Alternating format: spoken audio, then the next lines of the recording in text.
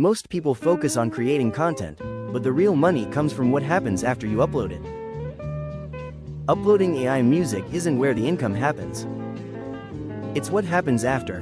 Discovery, usage, repetition, that's where it becomes passive.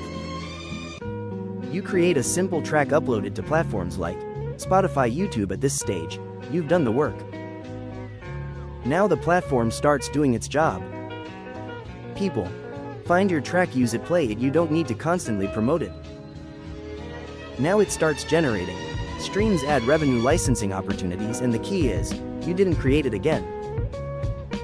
Now imagine 1 track, right pointing arrow, small income, 10 tracks, right pointing arrow, bigger income, 50 tracks, right pointing arrow, real system. That's when it becomes scalable. If you want more ways to build passive income like this using AI, I put everything into a free guide. It's linked in the description.